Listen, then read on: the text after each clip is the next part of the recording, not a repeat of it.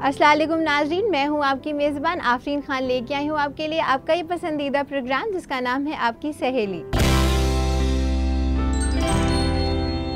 नाज़रीन, जैसे कि हम सब जानते हैं कि रमज़ान का आगाज़ होने वाला है और ये एक महीना होता है जिसमें हम इबादत करते हैं और अपने आप को ऊपर वाले से जोड़ते हैं। इसमें हमें कुछ बातों का ख्याल रखना चाहिए।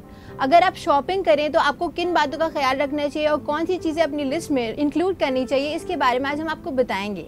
और साथ ही साथ आपको बताएंगे कि अगर आप रोज़े रखना चाहते हैं और अगर आपको डायबिटीज़ है तो आपको क्या बातों का ख्याल रखना चाहिए। तो चलिए देखते हैं इस प्रोग्राम की एक छोटी सी झलक। रमज़ान के मुबारक मौके की शुरुआत के साथ बाजार भी अपनी पूरी आबोताब के साथ सज चुके हैं। रमज़ान में हमारे खाने पीने की आदतों में पूरी तरह से तब्दीली आ जाती है, इसलिए हमें इस महीने में अपनी ग़िज़ा पर ख़ास तवज्जो देने की ज़रूरत होती है। कुछ दवाएं ऐसी होती हैं जो शुगर को नॉर्मल से नीचे ले आ सकती हैं, यानी हाइपोग्लाइसीमिया कर सकती हैं। तो सबसे अच्छा तो ये है कि रमज़ान में रोज़े रखने के पहले डॉक्टर से आप ये मशवरा करें कि आपको रोज़ा रखना है या नहीं रखना है, पहली चीज़। दूसरी चीज़, अगर रोज़ा रखना है तो क्या उन दवाओं को किस मकदार में और किस वक्त खाना है। तो नाज़रीन, चलिए बढ़ते हैं हमारे पहले सेगमेंट की तरफ जिसका नाम है रौनक़े बाज़ार। नाज़रीन, जैसे कि हम सब रमज़ान की तैयारियों में जुट गए हैं और हमने आगाज़ कर दिया है रमज़ान की शॉपिंग करने का। इसमें हमें किन बातों का ख्याल रखना चाहिए आज के हमारे सेगमेंट में आपको यही बताएंगे। तो चलिए देखते हैं आज इस सेगमेंट में क्या है आपके लिए ख़ास।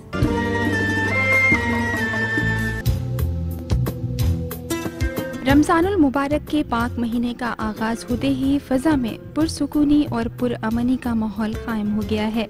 बच्चे से लेकर बड़ा हर शख्स इबादत में मशगूल हो चुका है। मस्जिदों की रानाई बढ़ गई है और साथ ही सहरी और इफ्तार ने भी एक अलग रौनक कायम कर दी है।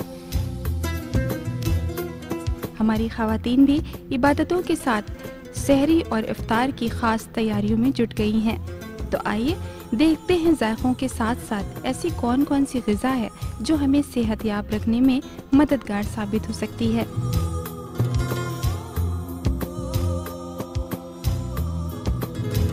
रमज़ान के मुबारक मौके की शुरुआत के साथ बाजार भी अपनी पूरी आबोताब के साथ सज चुके हैं। रमज़ान में हमारे खाने पीने की आदतों में पूरी तरह से तब्दीली आ जाती है, इसलिए हमें इस महीने में अपनी ग़िज़ा पर ख़ास तवज्जो देने की ज़रूरत होती है।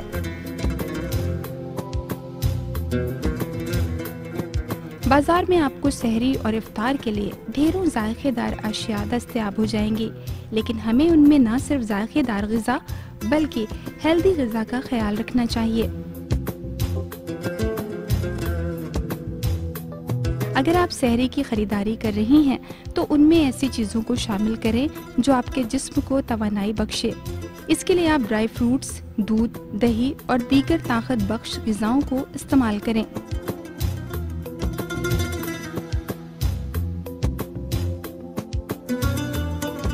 सहरी और इफ्तार के दरमियान एक तवील वक्त होता है, इसलिए आप इफ्तार में सिर्फ तली भुनी चीज़ों को ना लेकर कोई सेहत बख्श ग़िज़ा जैसे फ्रूट्स वगैरह शामिल करें। इस वक्त गर्मी भी अपने पूरे शबाब पर है, इसलिए ऐसी चीज़ों का इस्तेमाल करें जो आपको प्यास की शिद्दत का एहसास ना कराए। इसके लिए आप दही से तैयार की गई चीज़ों जैसे दही बड़ा वगैरह को अपनी खुराक में शामिल करें। ये जायकेदार भी होगा और आपको प्यास की शिद्दत का एहसास भी नहीं होगा। अगर आप इफ्तार के लिए स्वीट्स या डेजर्ट्स की खरीदारी करने जा रही हैं तो बाजार में आपको एक से बढ़कर एक जायकेदार स्वीट्स दस्तयाब हो जाएंगी। एक और सबसे ज़रूरी चीज़ जिसके बिना आपकी इफ्तारी मुकम्मल नहीं होती और वो है खजूर। खजूर को अपनी इफ्तारी में शामिल करके आप एक सुन्नत की अदायगी तो करती ही हैं, साथ ही ये आपके जिस्म में ज़रूरी विटामिन की कमी को भी पूरा करता है। रमज़ान का महीना शुरू होते ही बाजार में जायकों की एक बहार सी आ गई है और चिकन, कबाब जैसे लजीज खानों की खुशबुओं से फिजा महक उठी है। कुछ खास जायकों को सिर्फ इस मुबारक महीने का ख्याल रखकर ही बनाया जाता है, जिनका लोग इस महीने में लुत्फ उठाते हैं। रमज़ानुल मुबारक के खास मौक़ों पर इफ्तार पार्टीज का भी जोरों शोर से एहतमाम किया जाता है। आजकल बाजार में इसके लिए भी हर तरह की जायकेदार चीज़ें आपको मार्केट में बआसानी मुहैया हो जाएंगी।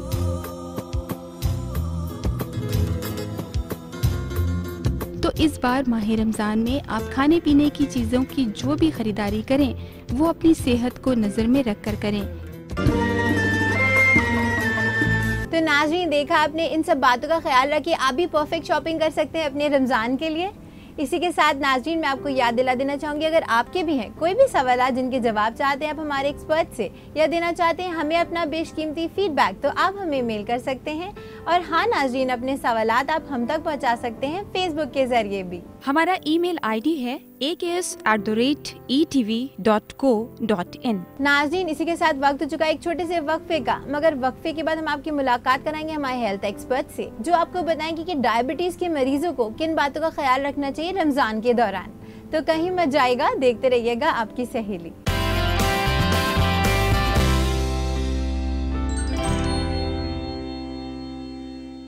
नाज़रीन, वक्फे के बाद आपका खैर मकदम है इस प्रोग्राम में जिसका नाम है आपकी सहेली। नाज़रीन, जैसे कि हम सब जानते हैं कि रमज़ान का आगाज़ हो चुका है और इसकी रौनकें बाज़ारों में छाई हुई हैं। हमें कुछ बातों का ख्याल रखना चाहिए रमज़ान के दौरान। आज का हमारा मौजू है कि रमज़ान के दौरान डायबिटीज़ के मरीज़ों को किन बातों का ख्याल रखना चाहिए। इस बारे में तमाम जानकारी देने के लिए हमारे साथ स्टूडियो में मौजूद है हमारे एक्सपर्ट, जिनका नाम है डॉक्टर कौसर उस्मान। तो चलिए चलते हैं, इनके जानिब इस्तकबाल करते हैं इनका।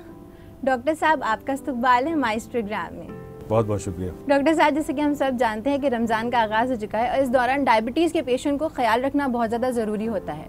तो सबसे पहले आप हमें ये बताइए कि किन बातों का ख्याल रखना चाहिए उनको।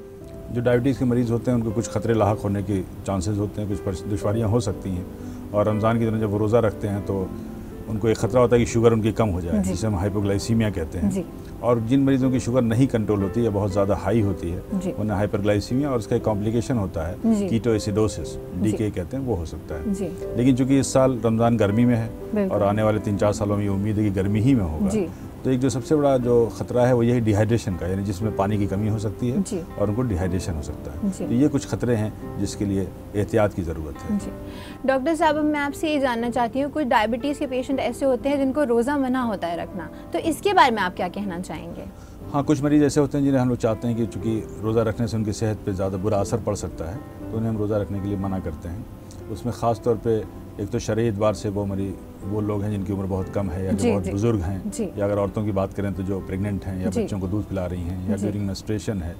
उनके अलावा अगर डायबिटीज़ है किसी को, तो वो मरीज़ जिनकी डायबिटीज़ बहुत ही अनकंट्रोल है, यानी तकरीबन 250-300 से ज़्यादा उनकी शुगर रहती है, या वो मरीज़ जिनकी जो इंसुलिन पे हैं और इंसुलिन 2 वक्त से ज़्यादा उसका इस्तेमाल कर रहे हैं, तो उनमें रोज़ा रखने के लिए अक्सर हम लोग मना करते हैं। तीसरे वो मरीज़ जिनको डायबिटीज़ भी है और साथ में दिल की बीमारियाँ भी हैं, या गुर्दे की बीमारी है, या लीवर की बीमारी है, तो ऐसे मरीजों के लिए भी रोज़ा नुकसानदेह हो सकता है और उनको हम लोग इस बात के लिए मना करते हैं कि बेहतर है कि वो रोज़ा न रखें, ताकि और कहीं मज़ीद ख़तरे का सामना न करना पड़े। डॉक्टर साहब, जैसे कि हम सब जानते हैं कि जो सहरी और इफ्तारी का टाइम होता है, इस वक्त बहुत ज़्यादा ख्याल रखना चाहिए, ख़ास करके जो डायबिटीज़ के मरीज़ होते हैं, तो किस तरह की ग़िज़ा लेना चाहिए उन्हें, ये आप हमारे नाज़रीन को बताइए। देखिए, जहाँ तक सहरी का सवाल है तो कुछ लोग सहरी नहीं करते, ये गलत है। सहरी ज़रूर करना चाहिए, और सुन्नत भी होती है, सुन्नत भी, और डायबिटीज़ के मरीजों को करना चाहिए, और कोशिश ये भी करना चाहिए कि आखिरी वक्फे में करें, यानी फजर की नमाज के पहले। ऐसा नहीं कि बहुत पहले सहरी करें, बल्कि देर के औकात में करें। और सहरी के दौरान जहाँ तक गज़ा का सवाल है, ये उन गज़ाओं का इस्तेमाल करें जिसमें ग्लूकोज बहुत धीरे धीरे दिन भर मेंटेन रहे, जैसे कॉम्प्लेक्स कार्बोहाइड्रेट हैं, यानी पूरे अनाज का, कई तरह के मल्टी ग्रेन जिसे कहते हैं, कई तरह के अनाज के बनी हुई रोटियाँ। फलों का इस्तेमाल करें, जो हल्के मीठे वाले फल होते हैं, सब्जियों का इस्तेमाल करें, और अगर ड्राई फ्रूट्स की बात करें तो जैसे बादाम है या अखरोट है, उनका इस्तेमाल किया जा सकता है।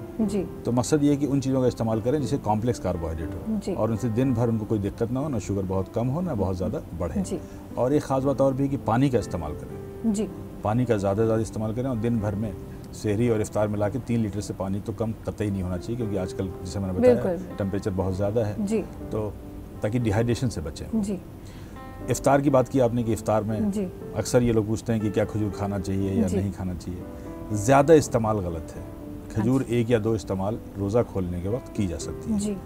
और इफ्तार में मैं ये भी बताऊंगा कि अक्सर जो लोग बहुत ज़्यादा चिकनी चीज़ों का इस्तेमाल करते हैं, पूड़ी, पराठा, समोसा, पकौड़े, इन चीज़ों के ज़्यादा इस्तेमाल से बचना चाहिए।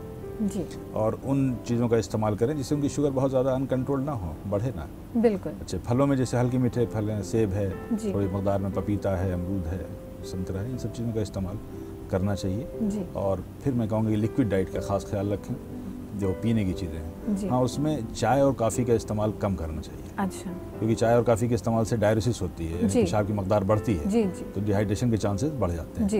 तो बहुत ज़्यादा चाय और काफ़ी का इस्तेमाल, चाहे सहरी हो या इफ्तार हो, हम लोग उसमें मना करते हैं। मगर 1 कप तो ले ही सकते हैं। हाँ, कम मकदार में ली जा सकती है, लेकिन बहुत ज़्यादा उनका इस्तेमाल ठीक नहीं होता, क्योंकि डिहाइड्रेशन का रिस्क बढ़ जाता है। डॉक्टर साहब, अब मैं आपसे ये जानना चाहूँगी, अक्सर ये होता है कि लोग जांच नहीं करते हैं क्योंकि उनका रोज़ा होता है, तो इसके बारे में आप क्या कहेंगे? नहीं, देखिए, रमज़ान के दिनों में जिस वक्त इंसान रोज़ा रह रहा है, डायबिटीज़ का मरीज़ है, तो उसे ख़तरा तो ज़रूर हो सकता है कि उसकी शुगर कम हो जाए। बिल्कुल। तो उसकी कुछ अलामत होती है जी। अगर उसको चक्कर आ रहा है, पसीना आ रहा है, धड़कन हो रही है, या आँख के नीचे अंधेरा हो रहा है, या बेहोशी जैसी अलामत हो रही है, तो इसका मतलब है कि उसकी शुगर कम हो रही है। ऐसी हालत में अगर आपके पास सहूलत है तो शुगर की जाँच कर लें, या वरना फिर रोज़ा तोड़ दें, क्योंकि उसकी जान को भी खतरा हो सकता है हाइपोग्लाइसीमिया में। लेकिन शुगर की जाँच का जहाँ तक सवाल है, तो सहरी के बाद सुबह, मतलब उठते वक्त, और इवन दिन में भी 1-2 बार ग्लूकोमीटर के जरिए शुगर की जांच की जा सकती है।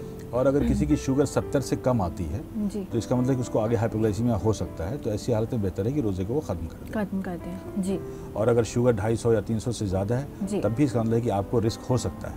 तो शुगर की जाँच रोज़े के दिनों में और रोज़े के औकाफ में करना ज़रूरी है, ताकि अपनी शुगर पे आप नज़र रखें और किसी तरह के कॉम्प्लिकेशन से बचें। जी डॉक्टर साहब, वाकई बहुत ही अहम जानकारियाँ दे रहे हैं हमें, और जो रोज़दार है उनको इन बातों का ख्याल रखना बहुत ज़्यादा ज़रूरी होता है। इसलिए आपको मैं यहाँ पर रोकना चाहूँगी और इस बारे में हमारी बातचीत यूँ ही जारी रहेगी। तब तक के लिए अपने नाज़रीन को मैं याद दिला देना चाहूँगी, अगर उनके भी हैं सेहत के हवाले से कोई भी सवाल जिनके जवाब चाहते हैं वो हमारे हेल्थ एक्सपर्ट से, या देना चाहते हैं हमें अपना बेशकीमती फीडबैक, तो वो हमें मेल कर सकते हैं। और हाँ नाज़रीन, अपने सवालात आप हम तक पहुँचा सकते हैं फेसबुक के ज़रिए भी। हमारा ईमेल आईडी है aks@etv.co.in। नाज़रीन, इसी के साथ वक्त हो चुका एक छोटे से वक्फे का, मगर वक्फे के बाद हमारे एक्सपर्ट देंगे आपको और भी बहुत सारी जानकारियाँ। तो कहीं मत जाइएगा, देखते रहिएगा आपकी सहेली।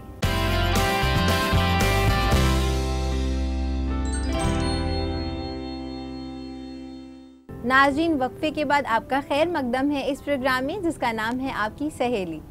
नाज़रीन, जैसे कि हम बात कर रहे थे कि रमज़ान के दौरान डायबिटीज़ के मरीज़ों को किन बातों का ख्याल रखना चाहिए, तो चलिए अपनी बातचीत का सिलसिला यूँ ही आगे बढ़ाते हैं। डॉक्टर साहब, जैसे आपने बताया था कि किन किन बातों का ख्याल रखना चाहिए जो डायबिटीज़ के पेशेंट होते हैं उन्हें। अब मैं बात करूं अगर वर्जिश की, तो वो कितनी ज़्यादा ज़रूरी होती है, वो कैसे कर सकते हैं, ये आप हमें बताइए। देखिए, आम दिनों में तो हम लोग डायबिटीज़ के इलाज का एक हिस्सा मानते हैं वर्जिश, और उसमें अक्सर हम लोग चहलकदमी को, यानी ब्रिस्क वॉक जिसे है, वो एक बहुत बड़ा इलाज मानते हैं डायबिटीज़ का। लेकिन जाहिर सी बात है, रोज़ा रहने के दौरान ये मुमकिन नहीं होता है कभी कभी। तो एक चीज़ तो जो बहुत अहम है वो ये है कि कभी भी दोपहर के बाद वर्जिश ना करें। अच्छा। क्योंकि उस वक्त आपकी जिसमें शुगर कम हो रही होती है, और अगर आप वर्जिश करेंगे तो शुगर और भी कम हो जाएगी, तो हाइपोग्लाइसीमिया का खतरा होगा। तो थोड़ी बहुत अगर हल्की वर्जिश से टहलना चाहते हैं तो सुबह के औकात में की जा सकती है। लेकिन मैं ये राय दूंगा कि बेहतर है कि रात का खाना खाने के बाद अगर चहलकदमी करें, वॉक करें, तो ज़्यादा बेहतर है। अच्छा। और दूसरी, जो हम लोग तरावी की नमाज़ पढ़ते हैं, वो अपने आप में एक बहुत ही अच्छी वर्जिश है। अगर आप वो नमाज़ पढ़ रहे हैं तो उसको भी एक वर्जिश का हिस्सा मानना चाहिए, और वो भी शुगर कंट्रोल करने में मदद रखती है। जी डॉक्टर साहब, अब मैं आपसे ये जानना चाहूँगी, जो सबसे अहम सवाल है वो है दवाइयों का।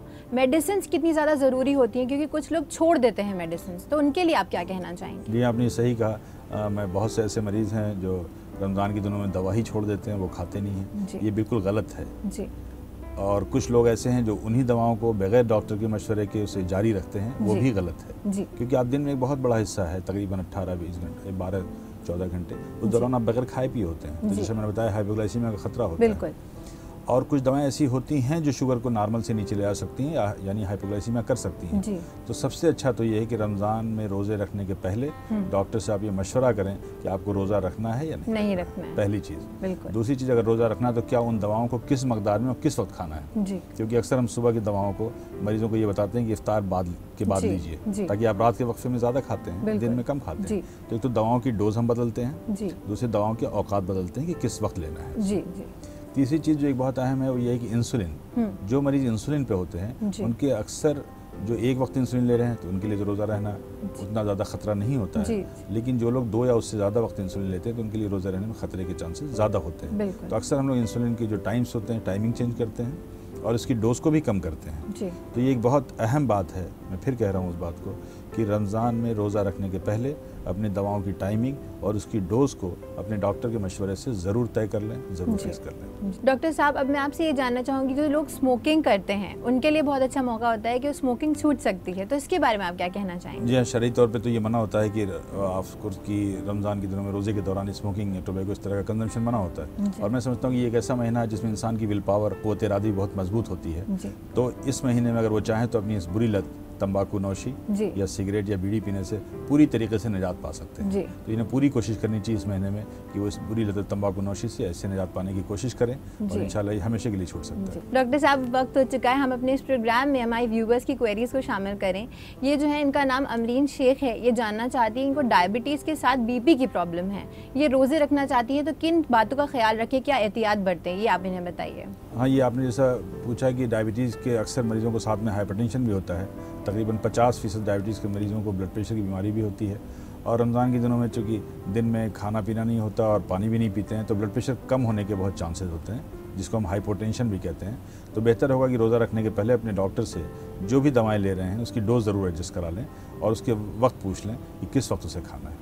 डॉक्टर साहब, ये जो दूसरी क्वेरी है, ये हमें नायाब ने भेजी है। ये जानना चाहती है, इनको मोटापे की प्रॉब्लम है, साथ में डायबिटीज़ भी है और ये रोज़े रखना चाहती हैं, तो ये फिट भी दिखना चाहती है, तो ये क्या कर सकती हैं? कहूँगा कि रमज़ान रोज़े का जो वक्त है, ये बहुत अच्छा मौका अगर अपना वज़न कम करना चाहती हैं, क्योंकि इसमें आपका कैलोरी रिस्ट्रिक्शन बहुत अच्छी तरीके से हो सकता है। अक्सर ये होता है कि ज़्यादातर लोग फास्टिंग को फीस्टिंग समझ लेते हैं और वो ग़ज़ाएँ इस्तेमाल करते हैं जिनमें कैलोरी ज़्यादा होती है। लेकिन अगर आप ओवरवेट हैं, आपका वज़न ज़्यादा है और अगर आप रोज़ा रख करके इफ्तार में नॉर्मल डाइट लें, यानी फैटी चीज़ों को अवॉइड करें, बहुत शुगर वाली चीज़ों को अवॉइड करें, तो उससे आपके वज़न कम होने में बहुत बड़ी मदद मिल सकती है। डॉक्टर साहब, जैसे कि हम सब जानते हैं कि रमज़ान की रौनकें बाज़ारों में छाई हुई हैं और लोग शॉपिंग करने जा रहे हैं, तो ऐसे में आप उनको क्या टिप देना चाहेंगे कि वो अपनी ग़िज़ा में क्या चीज़ों को शामिल करें? जैसे मैंने बताया कि आप ग़ज़ाओं में ख़ास सहरी हो या इफ्तार हो, उसमें कोशिश ये करें कि जो फैटी चीज़ें हैं, ऑयल है और ये चिकनी चीज़ों का इस्तेमाल जहाँ तक हो सके कम करें, क्योंकि फ़ैट एक बहुत रिच सोर्स होता है कैलोरी का, उससे वज़न बढ़ने के चांसेस होते हैं। और ग़ज़ा में फल को ज़रूर और सब्ज़ी को ज़रूर शामिल करें, क्योंकि एक ऐसे कार्बोहाइड्रेट हैं जो जिसमें वज़न नहीं बढ़ने देते। जहाँ तक डायबिटीज़ के मरीजों का सवाल है, उनको हल्के मीठे फल खाने चाहिए, जैसे सेब है, नाशपाती है, पपीता है, इस तरह की चीज़ों को। बहुत मीठे फल जैसे केला, आम वगैरह अवॉइड करना चाहिए। और कोशिश ये करना है कि जो आपके रोज़मर्रा आम तौर पे जब आप रोज़ा नहीं रह रहे थे, तो जो आपके खाने की मकदार थी उससे एक्सीड ना करें या उससे ज़्यादा ना बढ़ाएं। अक्सर ये देखा गया लोग ये समझते हैं कि इफ्तार किया उसके बाद से पूरा वक्त सिर्फ खाने पीने में गुजारा। याद रखिए, ये महीना इबादत का भी महीना है और खाना इबादत का हिस्सा नहीं है, बल्कि इबादत ज़रूरी है और खाने को इत्तेदाल के साथ, मॉडरेशन के साथ उतना ही खाएं जितनी आपकी जिस्म को ज़रूरत है। डॉक्टर साहब, मैं आपसे ये जानना चाहूँगी, लोग कॉर्नफ्लेक्स का कंजम्पशन करते हैं, ओट्स हो गए, तो इसके बारे में आप क्या कहेंगे? जी हाँ, ये बहुत अच्छी ग़ज़ा है और इस मामले में अच्छी कि इसमें प्रोटीन और कार्बोहाइड्रेट दोनों ही मिलता है। और सबसे बड़ी ग़ज़ाओं की खूबी है, जैसे आपने बताया कॉर्नफ्लेक है या ओट है या दलिया है, या दूध के साथ इसका इस्तेमाल करते हैं। ये एक कॉम्प्लेक्स कार्बोहाइड्रेट में आता है और जब इसको खाते हैं तो इसमें कार्बोहाइड्रेट का जो एब्जॉर्प्शन होता है, खून में जो शक्कर की मकदार है, वो बहुत धीरे धीरे बढ़ती है, तो इससे पूरे दिन के लिए हमें फ़ायदा भी होता है और शुगर भी बहुत ज़्यादा तेज़ी से नहीं बढ़ती। तो ये बेहतर होता है, ये बेहतर होता है कि इसे सहरी में इस्तेमाल करें।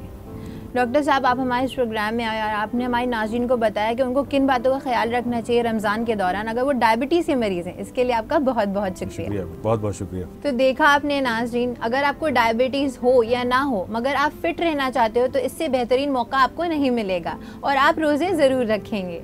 इसी के साथ नाज़रीन, मैं आपको याद दिला देना चाहूँगी, अगर आपके भी है सेहत के हवाले से कोई भी सवाल जिनके जवाब चाहते हैं आप हमारे हेल्थ एक्सपर्ट से या देना चाहते हैं हमें अपना बेशकीमती फीडबैक, तो आप हमें मेल कर सकते हैं। और हाँ नाज़रीन, अपने सवालात आप हम तक पहुँचा सकते हैं फेसबुक के जरिए भी। हमारा ईमेल आईडी है aks@etv.co.in।